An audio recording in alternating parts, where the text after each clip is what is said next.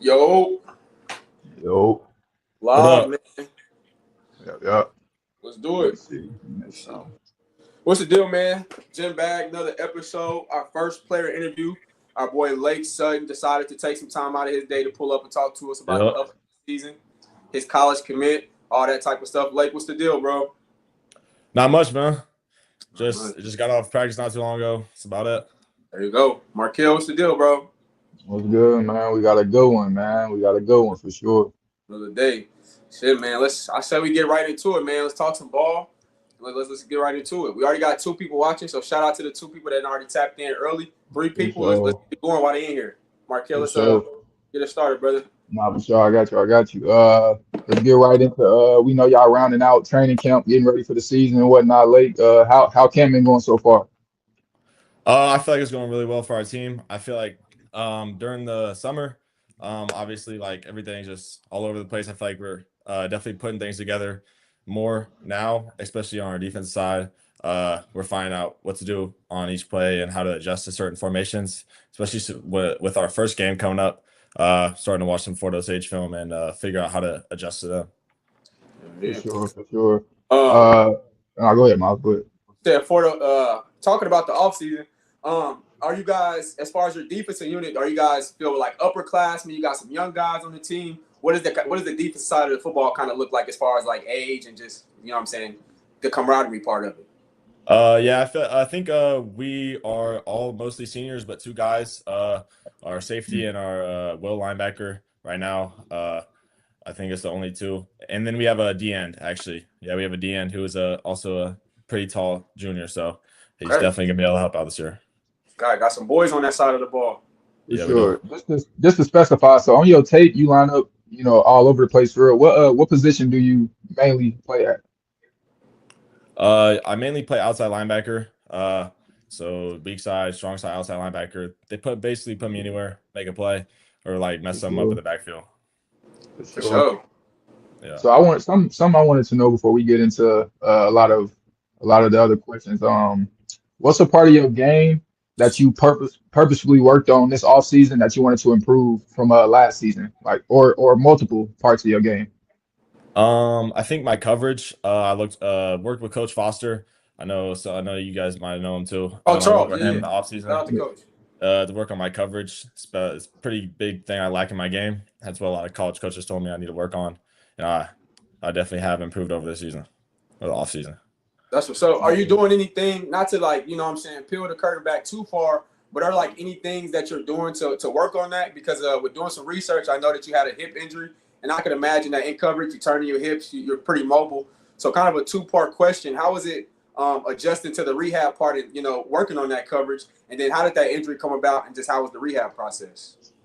I would say the rehab process was pretty hard. I mean, I missed all my track season, but it was also time for me to like be able to like recover everywhere else wise, especially my hip. It kind of bothered me throughout the season, so it was just bound to happen at some point. So I'm glad it happened then and not during probably the summer Yeah. or earlier. Yeah, So that was the main injury. It was like a hip injury.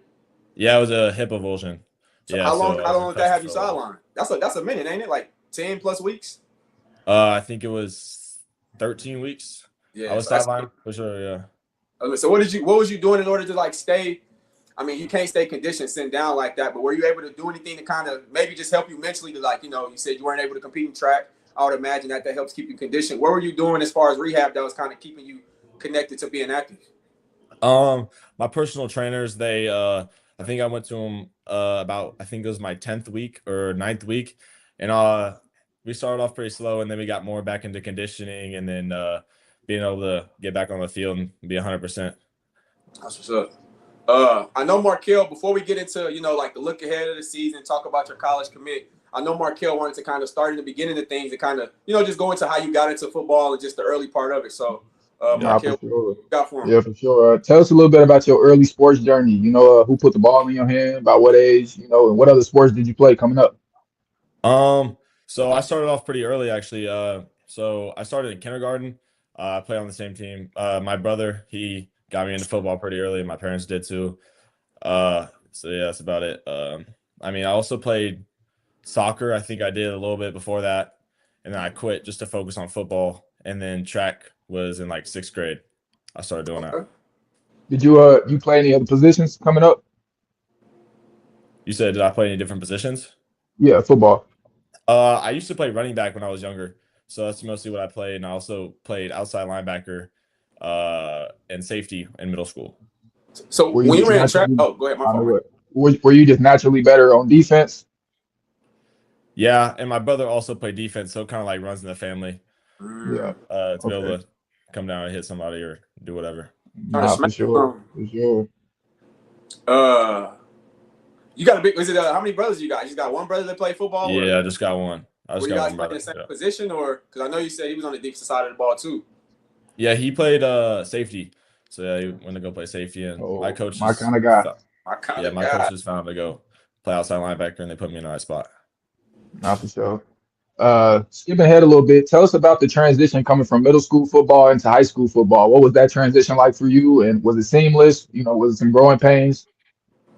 I feel like I had more. Yeah, it was definitely definitely quite a bit of growing pains in there. But I feel like high school ball is just a little more physical, and I had to adjust to that. I wasn't always the most physical kid, but I learned to like be more physical on the ball, and I played outside linebacker my freshman year, so definitely had Okay. to be physical there and just learn from up there.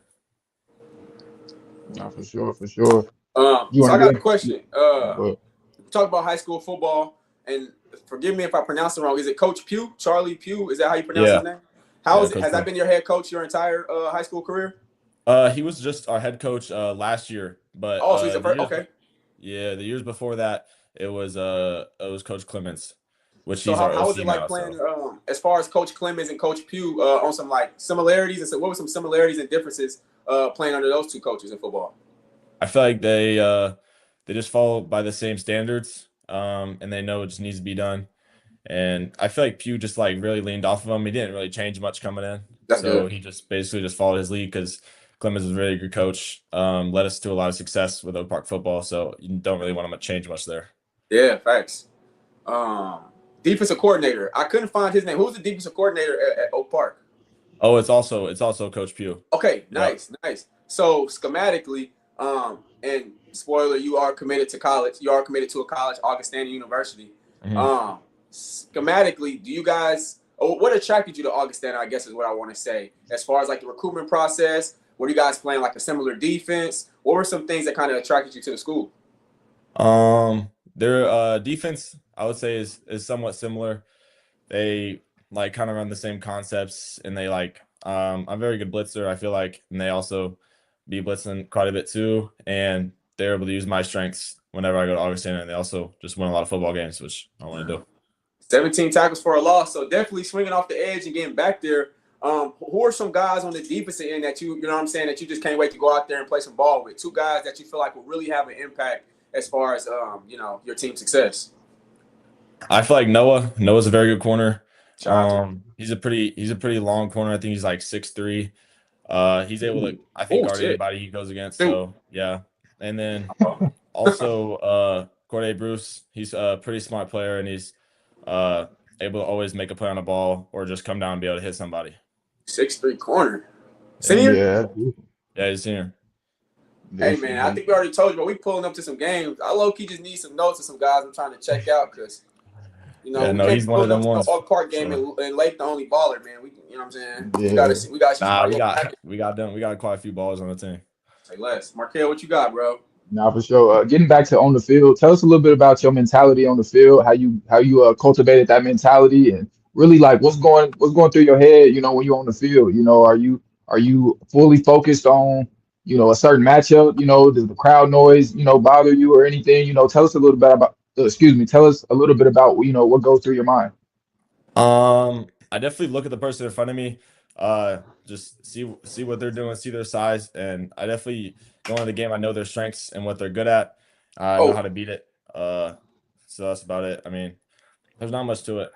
You watch film? Going into You the watch game. a lot of film, like on your own, or do you guys kind of do that more so like a team type thing? I say a little bit of both, but mostly with the team, and just like you can just tell by their frame and their build, just what they're able to do and like how they line up. So if they're a little bit outside or a little bit inside, or like the linemen always somewhat show what direction they're going. picking up on patterns and stuff. Well, picking up on patterns and noticing that stuff, we got fantasy football coming up. You are in the fantasy football league, Lake, and I'm laying all the scouting you need, bro, because I give out belts. Don't lose. I don't know about that. I mean, hey, man, I'm just letting you know it get tricky over this side of the ball. My fault, Nah, Mark. for sure. My bad. Nah, but still, nah, I'm glad you threw that in there because we definitely coming for you for sure.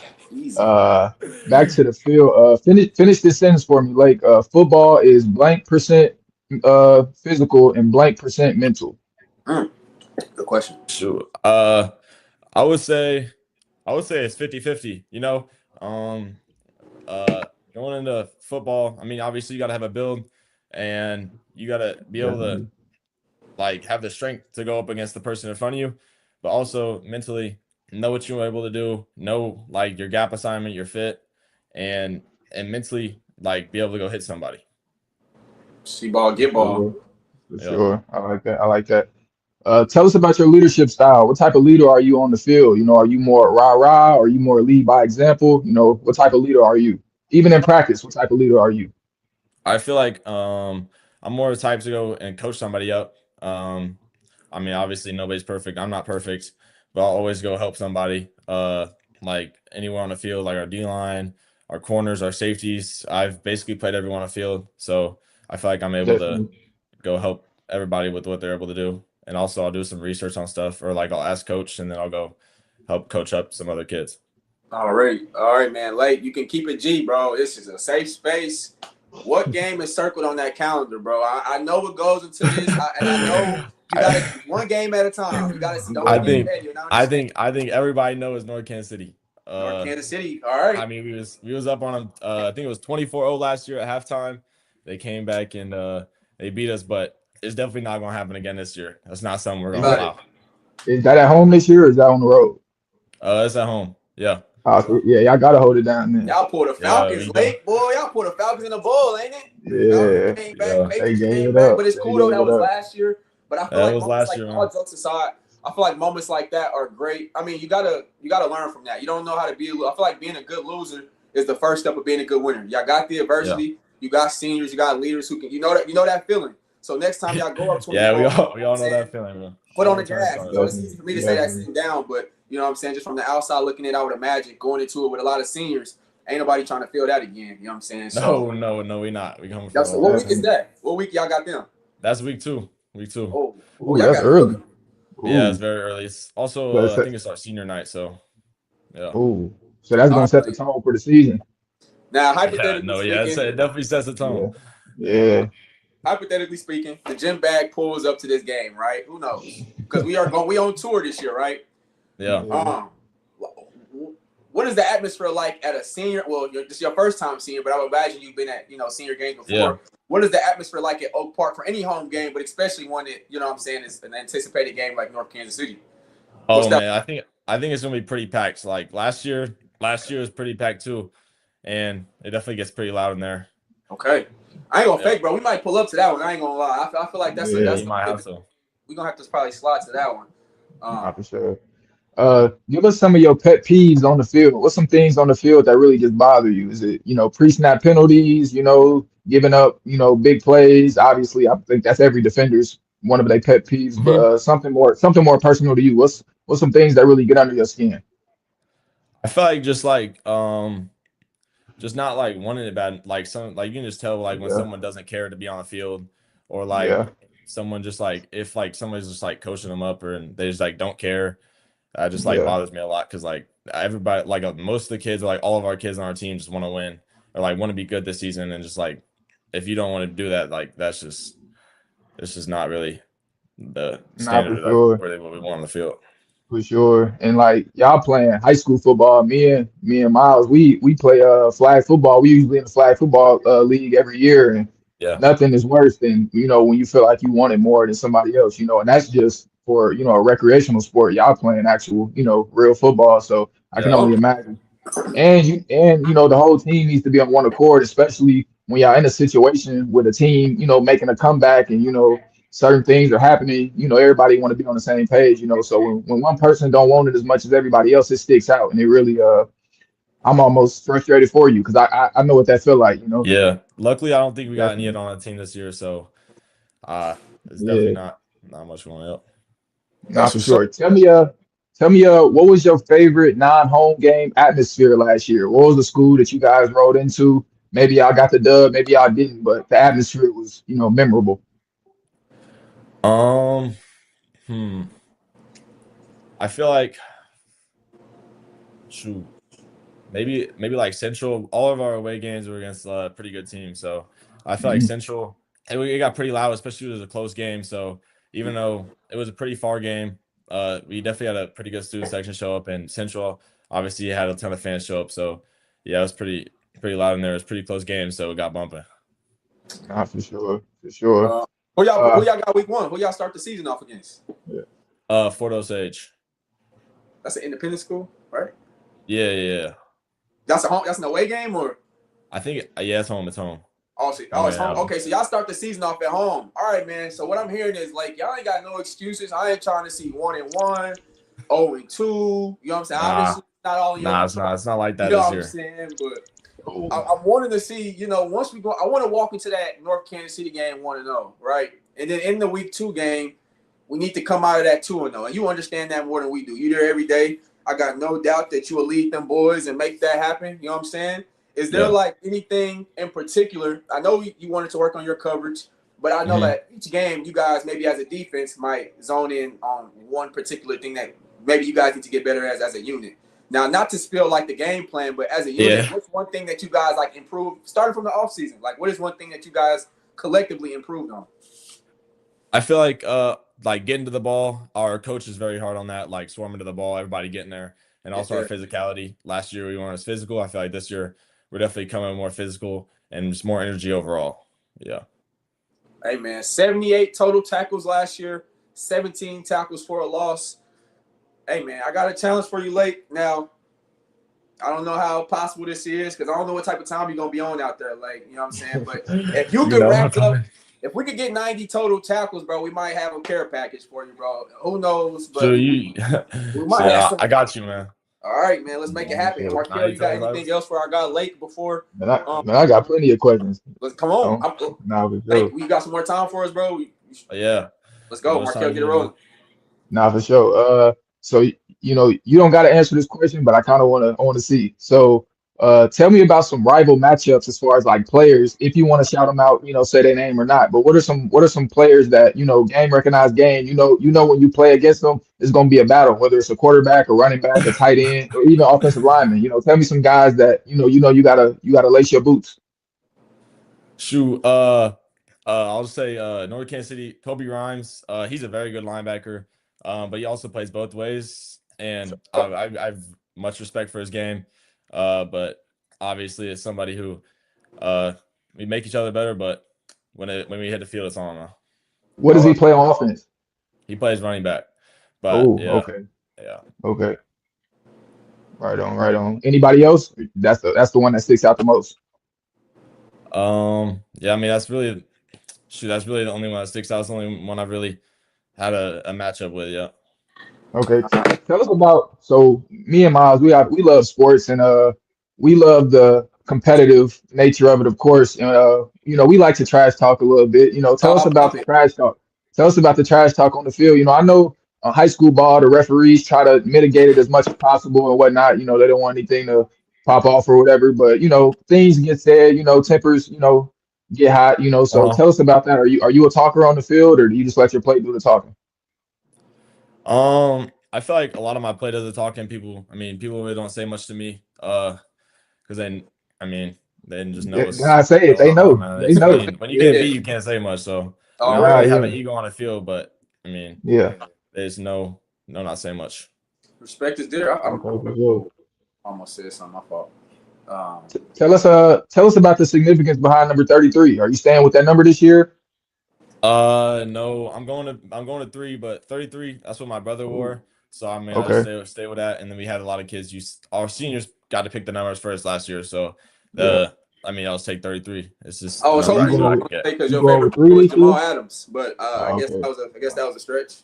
That was a stretch. I almost pulled out the 33 jersey too, but that's tough. That's tough. Nah, yeah, that three gonna look good though. That three gonna look good. For Me. sure, for sure. Even when we Oh, did hey, I y'all don't play, know how high school work, Lake. Do no, go they ahead. have green dots in high school? And not maybe not a green dot, but it's like, do y'all receive plays in the helmet in high school, or is that just like a collegiate thing? That's just a collegiate thing. Yep. Oh, okay. So like Yeah, no. y'all work off like signage and like hand gestures and stuff like that. I think it's usually signage and then some or like the quarterback going to talk to coach or something. Oh, okay. Just I depends, just didn't know how that worked. I didn't know if it changed on different levels. That's just a random question that I was thinking about. Yeah. How does that work when maybe the coach calls a play and maybe you see something, you know what's going to happen, but your responsibilities are telling you to go this way, but you know the ball's going this way. Do you have the autonomy to make that play, or how does that work? Yeah, I mean, my coach, he puts a lot of trust in me, and my ability to do whatever. So basically, I mean, I got the green light. If I see something, do it. But if I mess up, I mean, that's Yeah. on Gotta me. give it to wear that hat. Nah, for sure, I'll for take sure. accountability for that. But That's a big responsibility. yeah, For sure, for sure. Not working, bro. I'm trying to upload this video and it's not going. Hey, let me see. I got a couple more. Would you rather get a forced fumble or interception? I mean, I would have to say interception, man. I mean, that's just going off. I mean, that's just like deceiving a quarterback or doing something Yeah. that the quarterback didn't see, rather than Mhm. just taking it. Snatching the For chain. sure, for sure. What is this? Man, Lake, y'all got a big season coming up. Hold on. Let me Man, we see. got some. Let me see. Who's a player on your team that cannot be trusted on the ox? Oh, who is no good on the music? For sure. Who's no good on the music? Who's no good, bro? Stay away. Shoot, probably our quarterback Jack Clemens. He might need to hop off a little bit. He gets on it too much. Hey, Jack, man, Okay. listen, bro. If you ever cross paths with us, bro, I got you. I'm gonna slide you my playlist. You're gonna gain the sure. respect of the locker room again. We're gonna make the gym bag gonna make sure you straight, bro. But Nah, for sure. Now, Lake, if you got that ox, what's some artists that you playing? You know, pregame, what's getting y'all turned up? Shoot, I don't really know. I don't really hop on the Ox because I'm also probably not pretty good at it either. So Okay. it's just Respect, usually a respect, mix of respect. artists. If I do, it's usually just a mix of artists that a lot of like the music the kids know on the team. Okay, for sure. So are we slapping Okay. that Shiesty album in the locker room? Is that like are we out? Are we extra out turned, or are we like? Is it what's the locker room? Are we chilling? Everybody zoned in, headphones, or is the beat? You know what I'm saying? What's the locker room looking like before the game? Is the Shiesty going on? That's a recommendation. Play that Shiesty album. Last year, I mean, we couldn't play music like an hour and a half before, like an hour before our coach took our phones, wanted us to be locked in. But I don't know how it's gonna be this year. But we're trying to be more turned in the locker room this year, get more hype for our game. Definitely. So, That energy definitely matters, Yeah, man. we got to You get the know, energy up. yeah, for sure. You know, the coach gonna make his call, you know, so respect the coach. You know, we ain't going against his Yeah, we word, do. but man, you know, the music definitely do something, you know. Definitely do something. Yeah, I do. For sure, for sure. I wanted to get a little bit in on y'all. You said the head coach is the defensive coordinator as well. Yeah. Tell us a little bit about him. You know, I want to kind of give you a scenario, and you kind of tell us, you know, what his vibe is like. You know, for instance, say you guys second half, say you guys are down a couple touchdowns. You know, you're not out of the game at all, but you know, you guys are gonna have to make some plays. Is the defensive coordinator, is he more rah-rah? Is he calm and collected? You know, keeping everybody, you know, on their heels. You know, what's going on? What's the vibe like in that huddle? I mean, I think he's a very calm person. I mean, he understands how to like adjust to things. He just gives adjustments that we need to do or something that we need to work on, and then he just lets us go out and play football. I mean, he's not really want to go yell at us or anything. He's never been one, so yeah. That's the type of coaches I like too. Again, we've been well removed from anything athletically for some years now, but that's my type of coach too. And I get it. Each kid is coached different, but me personally, man, I'm with you. Like I don't like the coach. Well, I would like your coach because all the rah-rah, especially in the heat of the moment, sometimes the message isn't delivered the same. Not saying that that's a wrong or right way of coaching, but I like how your coach is more, you know, direct, stand in the moment, because emotions can be high. And when everybody else emotions is everywhere, it's good to have somebody who's level-headed and, you know what I'm saying, making sure the main thing is the main thing. Yeah, everybody likes that. That's what's up. I think players just respond differently to different type of coaching styles, you know, but I think at the base of it, you know, what all coaches should know, and I'm not saying your coach doesn't know this, but you know, players really, they don't care what you know until they know that you care, you know. So Yeah. a lot of coaches jump out there with the rah-rah, but the players, you haven't built that, you know, that relationship with the players for them to be able to take the message out of the madness, essentially, you know. So I feel like that's where a lot of coaches go wrong. But it's good that, you know, you guys have a coach that can relay the message in a manner in which you guys can receive it, you know, even if emotions are high, you know. So Yeah. that's definitely good. My last question, so you're going off to college to play football. You got a big season coming up. Yep. I always like to talk to athletes about at a certain point in time, you're going to get to a level, whether it's high school or college or whatever the case, where talent is going to meet talent. You know, you're going to have a field full of players who are talented. They're fast. They can jump. They can tackle. All of that. What's going to separate you when everything is equal as far as the physical abilities? You know, what separates you from everybody else when everybody is fast, everybody's big, everybody's strong, everybody did their homework? You know, what's going to separate Lake Sutton from his contemporaries? That's a good question. I feel like just my IQ on a field. I feel like I can read like people's body and what they're about to do, and just like be able to read the play in the backfield and just be able to make a play behind the line of scrimmage, and just do what I do. Mental. For sure. I like it, man. I like it. We Yeah, watching, yeah. bro. We watching. I mean, you know that though, and we got nothing but confidence that you're gonna have another solid season, an exciting season. How many games is in the regular season for you guys? Is it 8? 9 games. Hey, all right, man. 9 games. Now 9-0 is in the perfect world. I'm expecting you guys to win a lot of games. I've been hearing a lot of good things about the squad, but you know, at the end of the day, the game still got to be played. You guys know that. You guys got a defense with some seniors, so you got some experience back there. 24-0. We're not letting that happen again. Ain't no more comebacks from 24-0. Nah, never again. I'm already knowing. Recover. You healthy? Can recover from injury. So Lake, man, no excuses. Like I said, 90 total tackles. We got a care package for you, brother. But all right, but you know, we'll get there. We'll get there. But in fantasy, belt. In fantasy football, it's over with. It's over with. Belt. I'm coming number 1 in fantasy though. We'll see. You gotta work, bro. You're not even gonna be tapped in enough, bro. You're gonna be watching film, bro. Like you're gonna be like watching North Kansas City film, bro. But it's cool though. It's cool. We'll try to take it easy on you. I can't speak for myself, but other people might take it easy on you, bro. Now we gotta keep a good relationship. We might have to make some trades or something during the season, man. So you know, we might have to. How many? We have to get busy.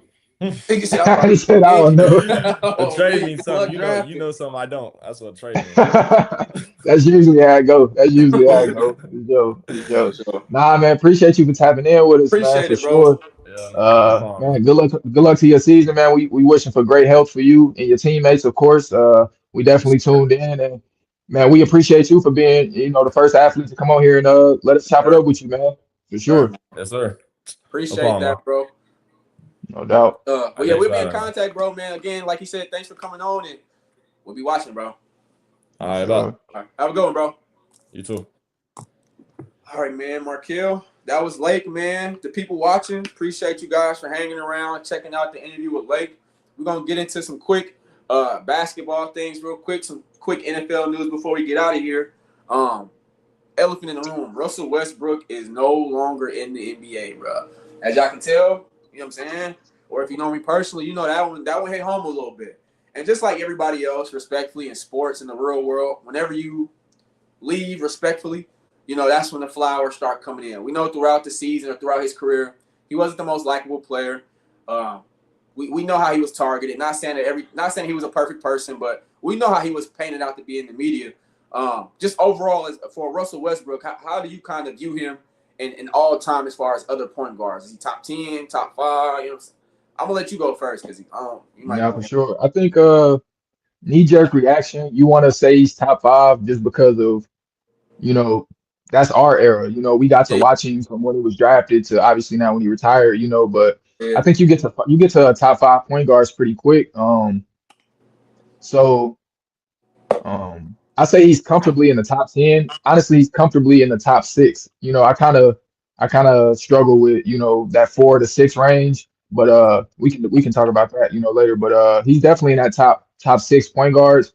as far as just all around point guards. But if you want to talk about athletes at the point guard position, I don't think there's ever been an athlete at the point guard position like a Russell Westbrook. When you combine speed with the bounce as well, I don't think there's ever been that. And then as far as his production, people say he's a stat sheet stuffer and that's all he cares about is his stats. But anytime a debate is had, in any sport, the first thing they do is go back and look at what the stats, so you can't really fault him for that. No, he didn't win a championship, but everybody's not gonna win a championship, so he's the MVP, multiple seasons averaging a triple double when nobody thought that was possible.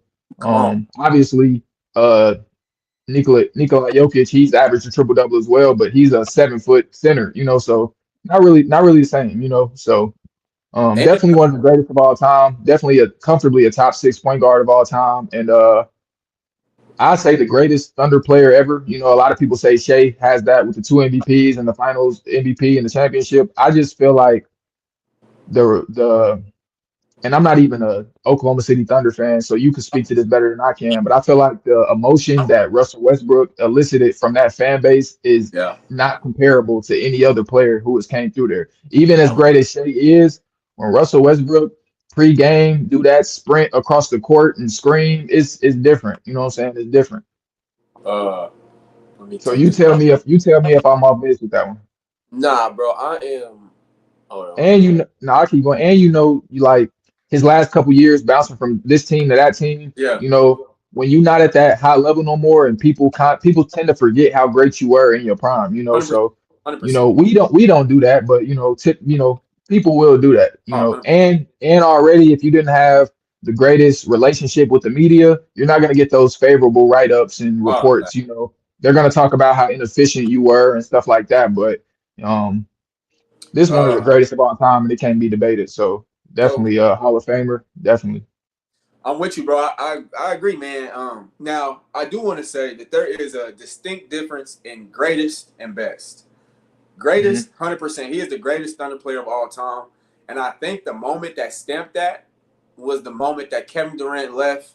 And that moment when they was going at it, when he first came to Oklahoma City and they went heads and Russell Westbrook like, I'm here, I'm coming. Like, that's almost him like wearing the Thunder badge with a badge of honor. Not that it was ever like an embarrassing thing because, we were just coming off being a top team at that time, but that's pre-Paul George. That's you know what I'm saying? That's when we finished 6th and he got that MVP, if I'm not mistaken. But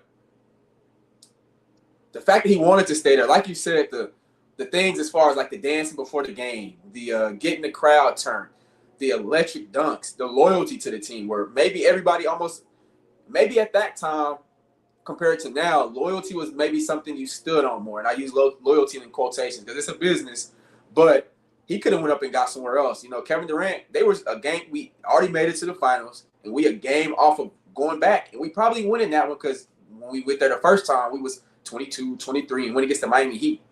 But in that run, we beat Tim Duncan in the Spurs. We beat Kobe Bryant in the Lakers. We beat Dirk Nowitzki in the Mavericks. So we were beating teams that, that showed signs of us going places. Now with the James Harden going, now that trickle-down effect. But not to get too far for Russell Westbrook, 100%. I think he's the greatest Thunder player of all time. If he would have stayed a few more years, probably could still use the term best. Now, Shai Gilgeous-Alexander got that second MVP, was puts him over Kevin Durant and Russell Westbrook. I'm thinking he might get a third MVP with the Thunder just being released to have the easiest schedule for this upcoming basketball season. So barring anything health or anything crazy like that from any other player, I think we could be seeing a possibility of somebody going a three-peat from MVPs in OKC, but that's speculation. But I think Kevin Durant is the best basketball player, though, to play for our team like that. For as much as people don't agree with the move, if we just keeping it basketball, like, and again, some people still have those glasses where, like, they're going to have them glasses on no matter what, even though we say take them off for this argument. You can't deny 7 foot. You can't deny scoring champion. You can't deny MVP. He was the only guy in the league. Let me not say only at this time, because we seen Kobe and Bron go ahead, but at this time, let's go 2014, 15, 16, 17. And this firsthand. I'm arguing with people that I dead serious think Kevin Durant is better than LeBron James. And you don't even get in that conversation if you're not showing something that ain't nobody else showing. Because, he's not getting MVP every year, but we both know MVP don't go to the best player in the league, because if it did, LeBron had 10 of them things. You know what I'm saying? So for Kevin Durant to constantly be in that, I just never seen somebody score the basketball like. I mean, granted, he did go to Golden State, so that matchup, depending on who you are, might not be fair. But we seen him go at it. I seen him walk LeBron down. I seen him hit them 3-point shots late in games. Again, he got Curry and Clay, so That matters. gravity-wise, you know what I'm saying? That You matters. staying one-on-one coverage most of the game. But you still got to make that shot. You still got to have, I mean, on the No, team for with sure. K and Clay, with Curry and Clay, they deferred to you. So I think that says a lot about it, especially with you being a newcomer. But making this about Russell Westbrook, again, I'm gonna name out some guys, right? I'm gonna name out some point guards and stats aside because we don't have an encyclopedia in our head. But I just want to name some guys like how we did with the Nico Collins and Tank Dell. And I just want to see where your head at, just off rip of if you think Russell Westbrook is a better point guard all time than these players. So say something when I name a point guard, Russell. Say something when I name a point guard that's not better than Russell Westbrook. That makes sense. So You mean that is better than Russell that Westbrook? is Russell Westbrook. Yeah, that is better. My fault. I got Damian you. Lillard. Oh. Respect either way. Respect either way. Yeah, I think I'm taking Dame. Just the shooting, bro. You know, that's a lot. That's a lot. Taking Dame. All right. Let's go with. I wrote this down. Let's go with Gary Payton. Supersonics. Give me Russell Westbrook. Okay. Jason Kidd. Ooh. Take your time. Take your time. That's not an easy one, bro. That's not easy. Yeah, it kind of depends on what the team is needing, but truthfully, they kind of do a lot of the same thing. Or if I'm starting a team, give me Russell Westbrook.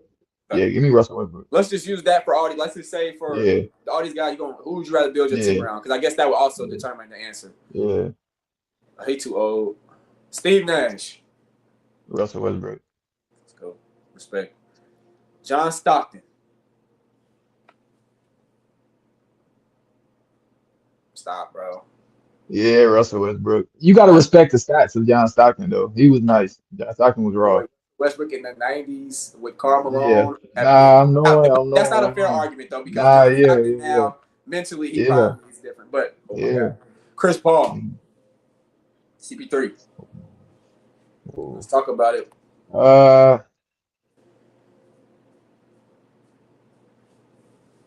Give me Russell Westbrook. That's a tough one. Give me Russ. If we start a team, give me Russ. He do too much. I'm gonna pause you right there. Yeah. And we're gonna get on Russell Westbrook. You said you're taking Dame over Westbrook, but you're taking Westbrook over CP3. So are you saying Damian Lillard is better than Chris Paul? Well, that was before we locked in, who you starting your team with. If it was Russ and Dame, who you starting your team with, I'm taking Russ. Okay. But if we just talking about who's better, Russ, CP, I still kind of like CP, but it's about, starting off a team. Russell Westbrook, he can be your point guard, he'll rebound, he'll crash out. Yeah, and if nobody else got dog and energy on your team, he got enough for everybody. So Isaiah Thomas, Detroit Pistons. No, give me Isaiah Thomas. Zeke. All right. Yeah.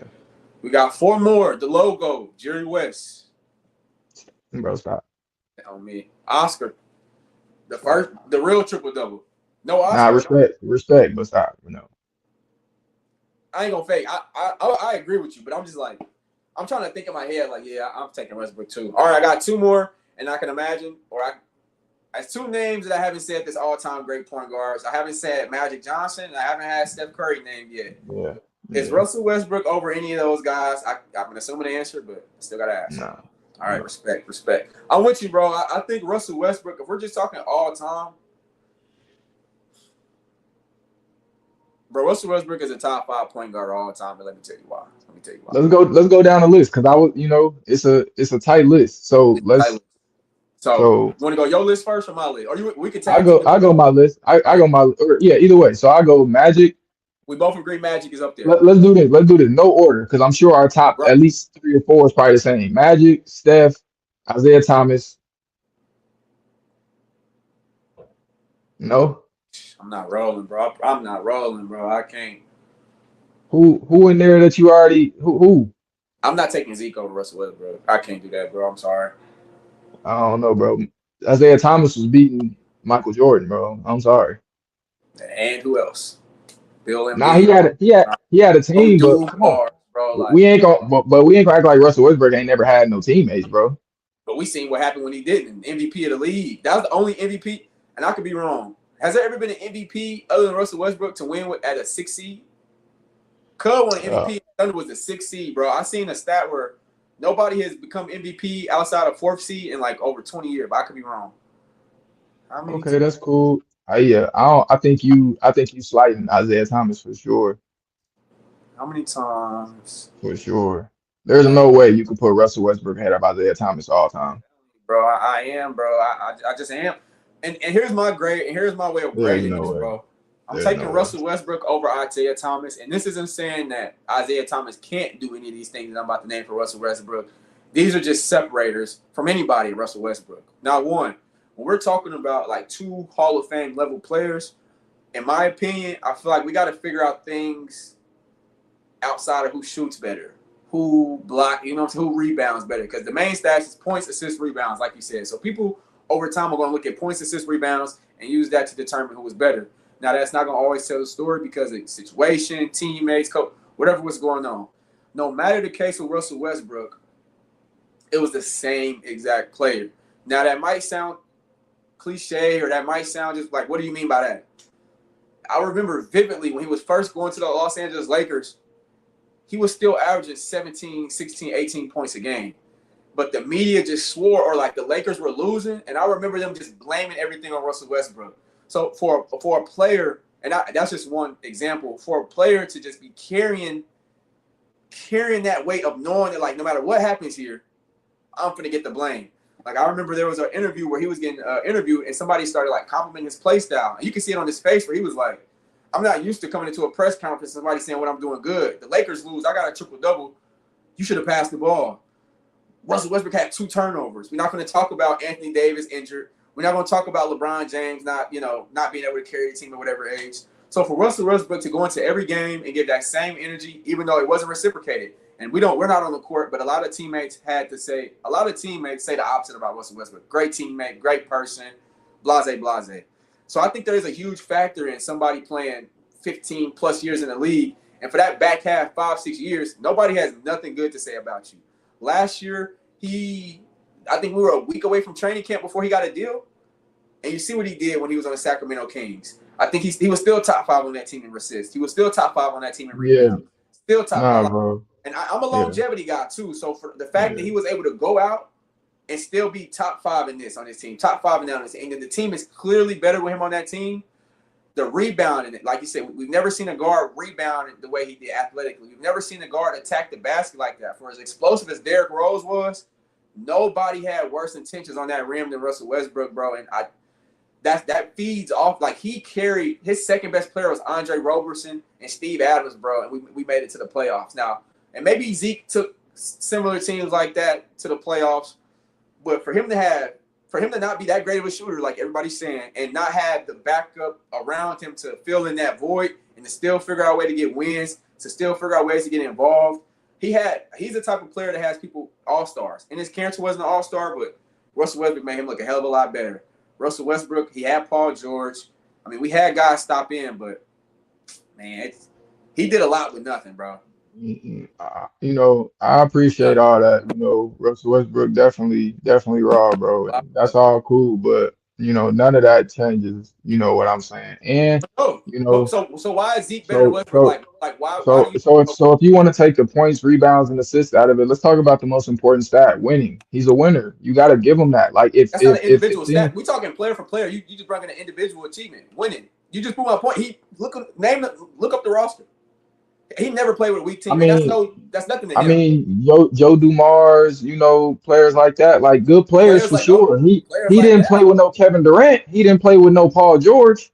He went to the finals with Kevin Durant. That's what I'm saying. Like, when we talk, like you said, that's a team thing. Individually, because Russell Westbrook is the ultimate winner to have nothing and still get MVP, go to the playoffs. Listen, I already know this ain't something you about to change your mind on. So it ain't even like I'm just saying you brought in. I said, how is Zeke better than Russell Westbrook? I'm saying it from the standpoint of if the shooting don't matter, if you don't want to talk about who shoots better, if you don't want to talk about who scores more points and whatnot, and if winning ain't even the deciding factor. You know, like But I'm saying, if let's we stick to individuals. Like I'm saying, like, what is he better at? And I'm just because I'm trying to learn. But like winning, ball handling, running the offense, definitely, um, definitely, running the offense, triple double, Russell Westbrook. I'm just all right. Let's go. Go. definitely. All right. Like, come on now. Like, you watch Russell Westbrook, you wouldn't say Russell Westbrook is scheming up an offense. He's flying to the rim, kicking to shooters, dropping it off to the big. How was the game getting played in the 80s and 90s? I mean, it's a different game for sure. It's a different game. And like you said earlier, you drop Russell Westbrook in the 70s or the 80s, of course, it's gonna look crazy. It's gonna look crazy. I'm not disagreeing with you on that. And like maybe a part of it is just like, actually, yeah, the winning matters to me. Ooh. And when it comes to that argument, the winning They love definitely us. matters to me. Sorry, we just got a message getting complimented. They love us. We'll talk about that though. Nah, for sure.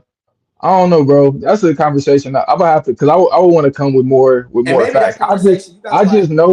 I just know what Isaiah Thomas brought to that Detroit Pistons team For and the sure. teams that he had to go up against, and for him to still win. I think of the moments where I think it was at the Eastern Conference Finals where he rolled his ankle or something, and he Yeah, I came remember back in the game and was killing. Like that. Isaiah Thomas got moments, you know what I'm saying? And he had to match up with other Hall of Fame players as well. Not that Russell Westbrook didn't have to do it, but I'm just saying like it's not as cut and dry as you trying to make as you trying to make it sound. And I'm not, and I know that you're not slighting Isaiah Thomas as if he wasn't a great player. I understand that, but I also know that you're a Thunder fan, and Oh, this is you know pulling it. on this is pulling on the strings of your heart. You know what I'm saying? So You know it.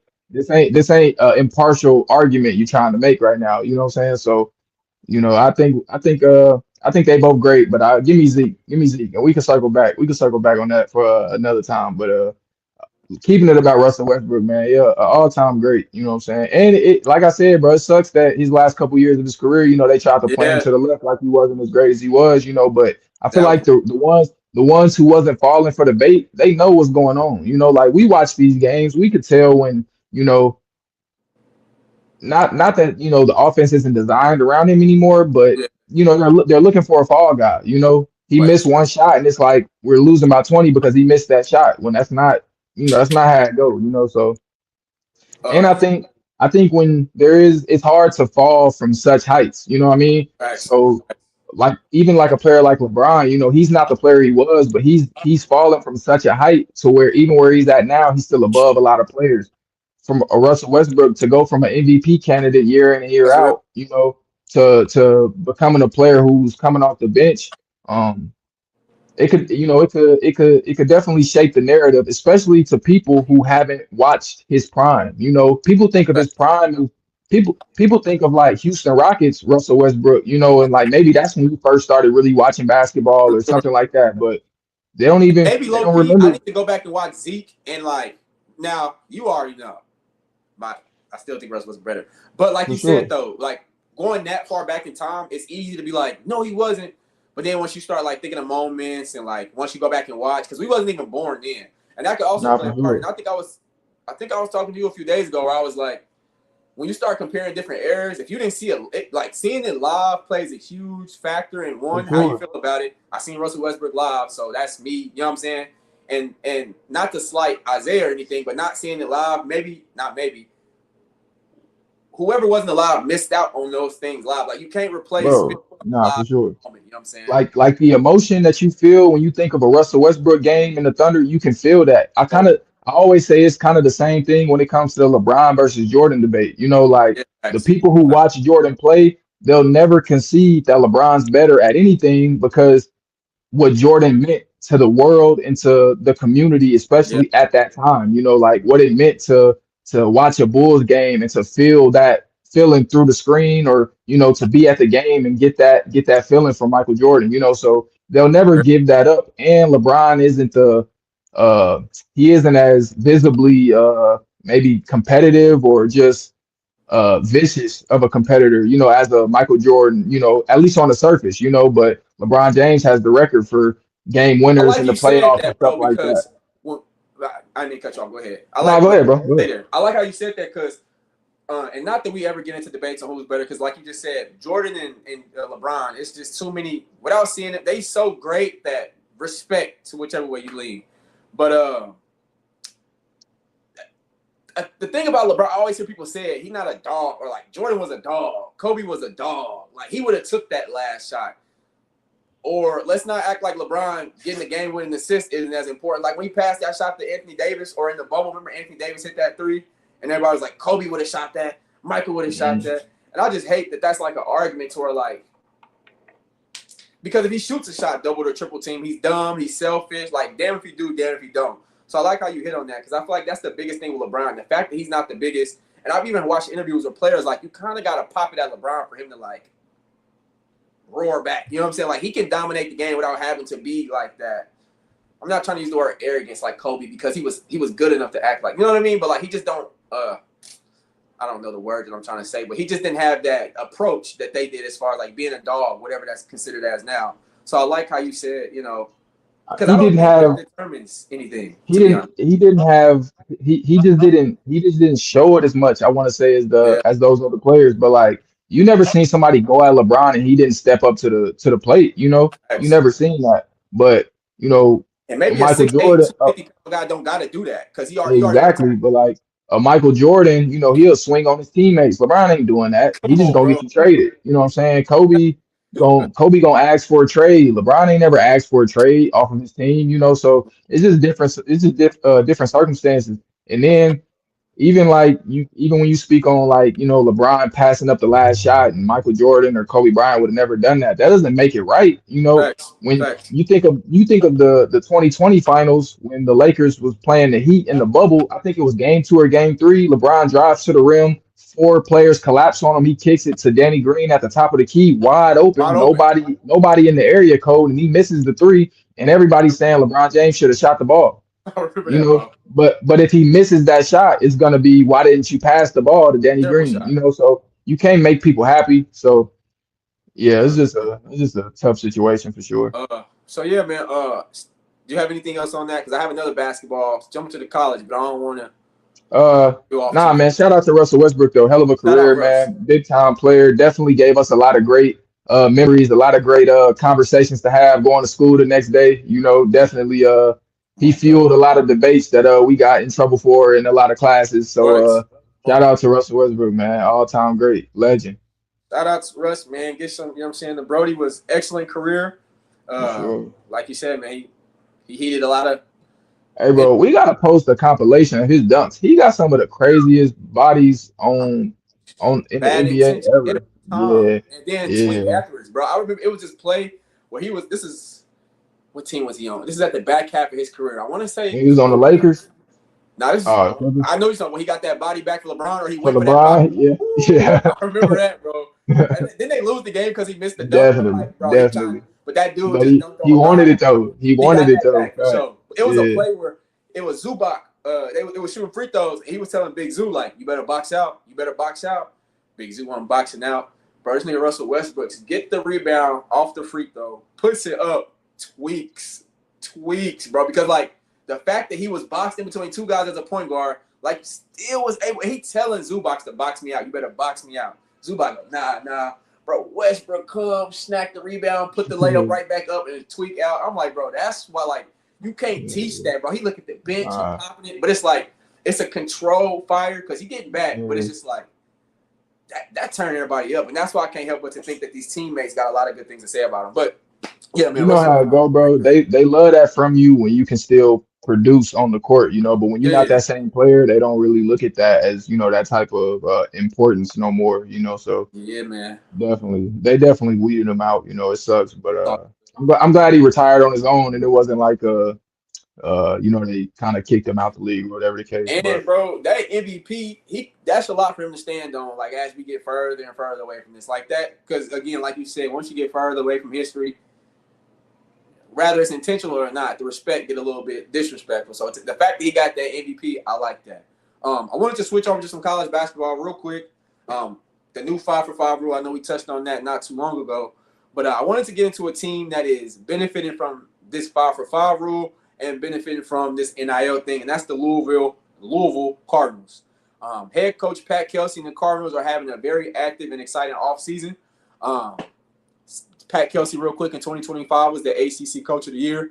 In 2021 was the Big South Coach of the Year. he has a career coaching record of 312 wins to 141 losses. So a guy who, no matter what level he's on, he's figuring out how to get those wins. And the squad that they just assembled for the offseason, I think will add to those wins a lot more. Just to go into it really quick, they add Floyd Badunga from the Jayhawks. Floyd Badunga, I apologize, 6'9", 235 pounds. They add my guy, the point guard from Oregon, my guy Jackson, at 6'1". He started 77 of 79 games for the Ducks, so he's getting a true league guard. Mikael Brown is off to the league for the Brooklyn Nets, and outside of Mikael, Louisville just couldn't figure it out essentially. So them adding a lot of these players prepares them for the unfortunate things as injuries. They also get in Carter Knox from Arkansas, 6'6", 220 pounds, 8 points, 4 rebounds, shot 38% from the three last year. They got a 5-star. He's 7'2". Now, I might butcher his name. I'm just calling him Obi. It's Obinna. Obinna, whatever. 7'2", 240 pounds. So off rip, he's added Floyd Badunga, the guy who led the Big 12 in blocks with almost 2 to 3 blocks a game, and he's bringing in a 5-star player who's 7 feet 2 inches tall. So they're adding shooting. They're getting that front court buffed up. And this roster is more than just like big names. I think they addressed real problems. Last year, they were 300, and they being the Louisville Cardinals, they ranked 352nd in 2-point volume. They also ranked 236th at free throw attempt rate, and they ranked 308 in fast break points. So with them bringing guys like Seth, London, Flory, Jackson, Carter, they added guys who can run. A team that is struggling and shooting 2-point shots and a team that's not getting out on fast break, to me, sounds like a team that can't run, a team that doesn't have that many athletes, a team that doesn't have that motor that you would need to start these things off. So they add guys who bring defense, athleticism, and they got motor. So I think they addressed those two problems. I mean, the two problems that were the biggest for them. A loaded backcourt, and I feel like it could be a good problem to have. They also bring in Isaac Ellis. They have, like I mentioned, Jackson, London, Seth Carter. So they're bringing in a loaded backcourt. Now, I think Isaac Ellis, the freshman coming in, 3-star, I think by default he's going to be the guy who maybe doesn't see the court early on. Now, God forbid any injuries, then you can kind of rotate him in. But I feel like that's a good problem to have, especially come March. You got that PTSD of Mikael Brown in the games, out of games, missing 5 games, and that was like the only thing you had offensively to lean on. The fact that you load up with 4 to 5 solid backcourt players leaves room to have injury and not fall off production-wise, but also increases the chances of you having a good player in that backcourt. They brought in another guy from the G. Oh, London. What's his name? This is the guy from the G League. Yeah, So London Johnson. Was that his name? Not mistaken. I don't want to put it was somebody they just brought in who was in the G League. And he redshirted because he came last year, but he didn't play. Nah, the dude I'm thinking of, was he at like North Carolina or something, and then went to the G League, and now he had Louisville. Yeah, the dude from North Carolina is Seth Trimble. Yeah. Okay. He's a 5th-year guy, so he's one of the guys who's benefiting from that 5-for-5 rule. Rumored to get in $3 million. I might say, he a bucket though. But definitely come big time in the clutch. He and they also added guys in that backcourt that can rebound, something that they also struggle with, second chance points, getting guys on that glass. So obviously you add Floyd, but then he's 8 rebounds a game. You add a guy who's 7'2", fill in the blank how many rebounds a game that is. But you got guards for averaging 3 rebounds, 4 rebounds. So collectively, I think they're gonna crash the boards really well as a team. And this team can board up, rim protect, and I think they have the game that they can play with and hang with almost any team. Now, obviously, like we always say, the ball got to get out there, got to get rolled out. But I think Louisville, with them addressing serious problems, the guys who can't run, guys who don't get it cracking in the paint, you add a guy like Flory who was 60% from the field and around the rim. I'm just estimating. I think it was 85%, somewhere in the 80th percentile as far as like him finishing around the rim. So he's a guy who's finishing when he gets there. You add guys who run on the fast break. I think Louisville, now they add big names, so I don't want to use the word shock, but I think they will make a lot of noise this upcoming college basketball season as long as they stay healthy. Is this your sleeper pick to win it all? To win it all, I'm going to go with the KU Jayhawks, man, and I might be a little bit of a homer. But with the new 5-for-5 rule, we could be bringing in Trey White back, somebody who averaged 14 points a game last season, shot almost 30-some% from the three-point line, was getting buckets in the the Summer League with the Miami Heat. So a guy who got to have some of that NBA bump. And if everybody else is bringing back players who, experienced that, Why not bring back one of the guys who was honestly the best player for the Jayhawks a lot of that time when Darren Peterson went off the court? And for a team that is lacking front court size, I would say, not that he's the biggest front court player, but last year he showed the ability to guard the 4, guard the 3, play the small ball 5, especially when he's hitting shots. So I'm a homer. So outside of KU, I think Texas Tech, man, is my sleeper team to go far. They also just bring in 3 guys from that 5-for-5 rule, and we can talk about that once I gather some more information about the team as a whole. But just from that start 5 and maybe the first 3 or 4 guys off the bench, Texas Tech and JT Toppin coming back mid-season, they loaded, bro. So my sleeper pick is Texas Tech to win it all. Big 12. Sure. Sound good. Sound good. Bro, Umaga's son wrestles now. Yeah, you talking about it. Oh, baby. That I'm here to let my talent speak for itself. I hate how he talks. He might tweet, but he good, bro. His name is Zilla Fatu, if I'm not mistaken. Another Samoan that's entering the wrestling dynasty. We already got the bloodline cracking. We already got Roman Reigns, Jey Uso, Jimmy Uso. Last Monday or this past Monday, Solo was set to join the bloodline, but with him losing to Jay last week, but he puts the thumb to Roman Reigns. So I think that's leading to a maybe Roman versus Solo. And then at that point, he'll accept the bloodline and come back to the family, join Jacob and his 2 older brothers in the bloodline. But with Zilla Fatu coming in, their littlest cousin, son of Umaga, he's coming into NXT, which is like the developmental brand. So he's not going to be bumping into the big cousins and stuff anytime soon. But maybe in about a year or 2, once he gets more reps and stuff like that, a story that some people are saying is stale, he going to add a whole nother layer. He could add a whole nother year storyline wise to what the bloodline is. So I'm excited to see what Zilla do, man. While we on this wrestling, you more heavy into the wrestling these days than I am, for sure. Yes, sir. Who's some of your favorite tag teams of all time? That just kind of came across my mind. You brought up the Uso brothers. I remember when it was just them 2. They was a tag team. Making noise. All right. Oh, you got my gears going. All right. So for sure. I think of like Crime Time. You know what I'm saying? Like no, obviously the Hardy brothers. Of course, but it's really we really only rock with Jeff. Matt can really he can go on, but shout out Matt. But yeah, we know what it was on there. It was ain't no shout out Matt. No. Oh, you wasn't with Matt at all? Not after he snaked him. Yeah, he was a snake for that. Yeah, you can't come back from that. That hurt, bro. That hurt. We was kids, bro. That hurt when for real. That's dumb, bro. When Jeff Hardy got blown by the fireworks and turns out it was Matt, bro. Like, man, that hurt. All right, when he hit him with the chair, cuz that hurt, bro. Bro, wrestling, like, for as much as you knew that it was scripted back then, bro, you just couldn't do that, bro. I hate it. It's the storyline. It's just like watching your favorite TV show now. It's scripted, but the storyline, if it's still full emotion out of you, you know what I'm saying? That goes to show, that's good storyline, good story making or whatever. All right, real quick before we get out of here. Top 5 tag team. Now, I'm not going to mention the Dudley Boys. I'm not going to mention Edge and Christian. I'm not going to mention Jeff and Matt Hardy, just because I feel like those are universally agreed on top 5. So from my era, my top 5 tag teams of all time: Eminem, Joey Mercury, Johnny Nitro, Melina. You don't know that, bro. Melina hop on through the splits and all. Come on. All right, so Eminem. They had the swag, bro. They wore the belts on the waist. They had the bro. You talking to me like I wasn't there, bro. You was there. No, you was there. You was there. Come on, bro. That was like the first. If we using the word aura, bro, they had like slow motion edges. Had the girl. They was on that. Yeah. Like Eminem. I really like Paul London and Brian Kendrick. Paul London and Brian Kendrick. They were like one of the high flyer tag teams. I think they had the belts for like almost 200 days back when the tag division wasn't the best. So they carried it for a long time, very slept on. Let's go with, bro, I'm not going to fake. I really like Kane and Big Show. Now, it was a short stint. Short stint. And because believably, you couldn't have nobody beat them. Because I think the Spirit Squad beat them, if I'm not mistaken. But just from like a dominant standpoint, watching them walk out to the ring and it's fire and it's Big Show and Kane, 2 7-foot. Bro, they ain't nobody beating them, bro. I like Rey Mysterio and Batista, even though Batista. I was just about to say that. Batista snake Rey, though. Yeah, so that was no good.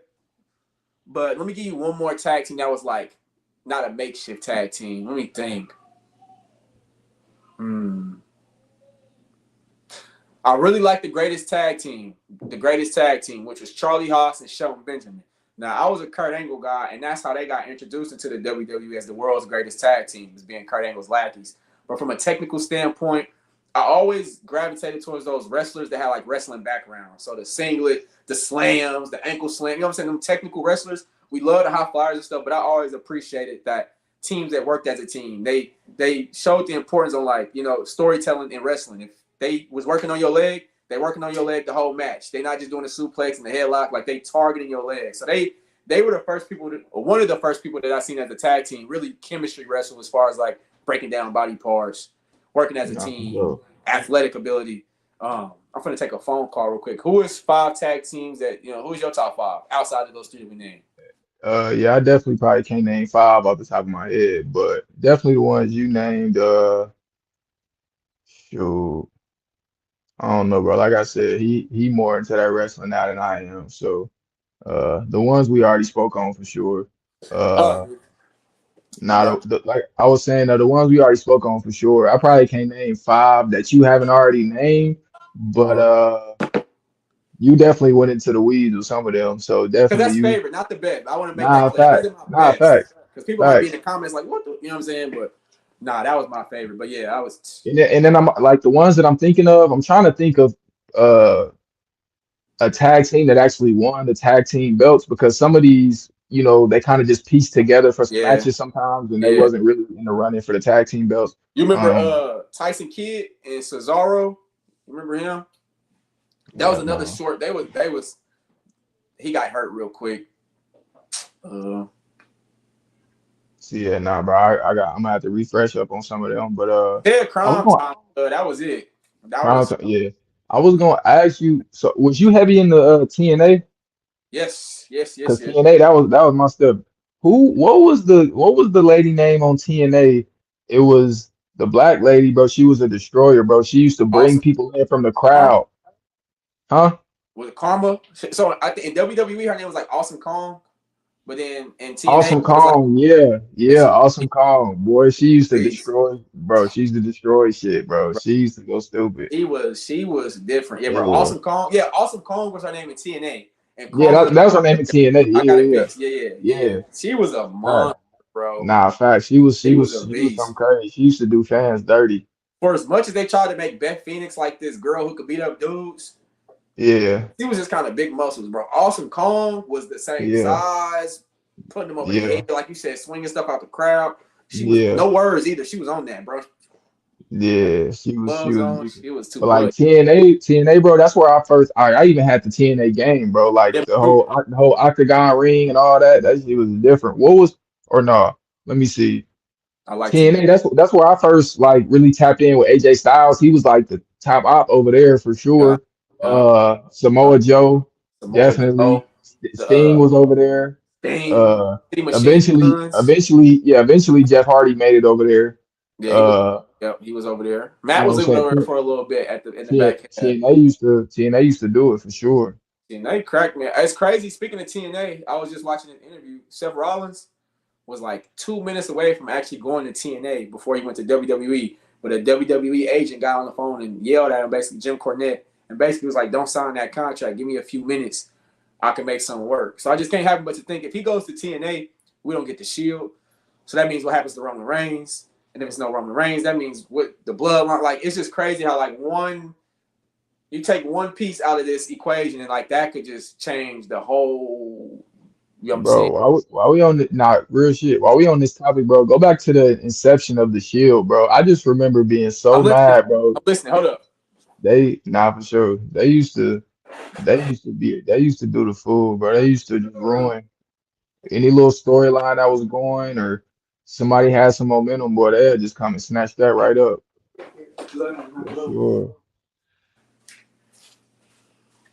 For sure. Good was knocking at the door. Young K. We got him with that. I was saying though, go back to the inception of the Shield, bro. Like they used to just come and like whoever was your favorite wrestler, bro, they used to come and tear that right up, bro. Just mess up everybody's plans, bro. Trying to tell you, bro. Who's about the Shield? The Shield, bro. When they debuted, was that in the John Cena match? Bro, they used to just come out the crowd, bro, or whatever, pop up, do niggas dirty, and then run up to the top of the crowd, and then just look down into the Come ring, on. and then Raw just go off. Like, come on, bro. All black. They used to have a little mask on, bro. They had the real shiesty, Yeah, bro. They didn't have the full one. They had the yeah. nose down shiesty, bro. Nah, facts. They was on that. Good job, That bro. shit Are was you writing raw down though. stats? You are doing such a great job. Say what's up, bro. Well then, Brody. Right on. Right on. He right. He getting the plays down. He just got done watching the Como estás? Oh, he knows what that means. Nah, but I'm about to get him going because he was knocking on the door. So he's telling me it's time us to shoot the ball. We shoot the ball at night. Sure. Cade, say see you later. Shout out Lake, man. Shout out Lake for pulling up and talking to us. Appreciate all the supporters that we have from the gym bag so far. We've got a lot of we ain't gonna count our chickens before they hatch, but God willing, we got some really exciting plays coming soon that we can't wait to share with you guys. Don't tell them everything. Yeah, man. So anything you got before we get up out of here?